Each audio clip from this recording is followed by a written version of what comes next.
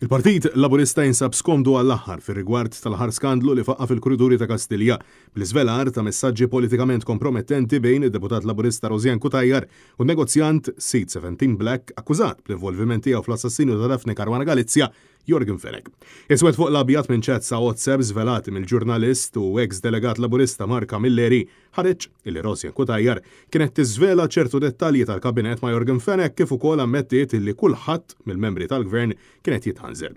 48 sija wara li ħarġu ċats, il-Partit Laburista sejjaħ konferenza tal-aħbarijiet indirizzata mill-backbencher Laburista Omar Farrugia u l-President tal-Partit Laburista Ramona Tart. Konferenza tal-aħbarijiet illi surrealment ma kellha xejn xtaqsam ma' din it-tema.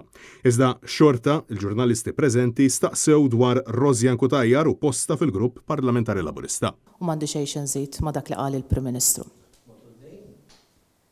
Ġifieri, bħala President tal-Partit Laburista ma tħossokx inkwetata li deputat fih dan il-partit stess xerret materja fil-kabinet li mustuppost toħroġ fil-pubbliku daqshekk faċli. Ma' negozjant li probabbilment influenza il-negozju tiegħu jew seta' jinfluenza n-negozju tiegħu b'dik l-istess informazzjoni. Ma tinkwetakx? Mill-liema media ġejjanti?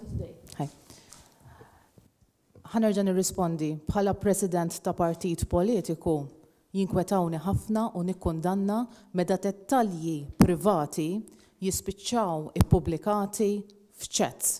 Naħseb huwa messaġġ li ma rridux nagħtu lill-politika Maltija. Rigwardanti temi oħra nerġa' ngħid m'għandix inżid ma' dak li qal il-Prim Ministru inkluż mal-medja tagħkom.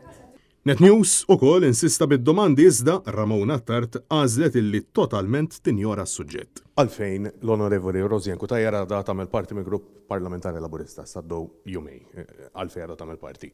Huwa ċar li minn ċerti suġġetti il-ġudizzju tal-onorevoli kien kompromess, kella konflitt ta' interess. Kif tista' tiġi fdata mill-poplu illi se tkun qed tagħmel l-għażliet it-tajbin l-onorevoli.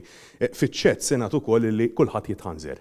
Għamiltu investigazzjoni interna biex taraw min kien qed jitħanżer fih dan il-Partit Laburista u il-Partit Laburista kien jaf qabel bil-kontenut ta' dawn iċ-ċets u għalfejn tħalliet jekk kien jaf qabel bil-kontenut tħalliet toħroġ għall-elezzjoni ġenerali. Grazzi ħafna. Jien nirrispondi dawn il-mistoqsijiet b'risposta sempliċi ħafna.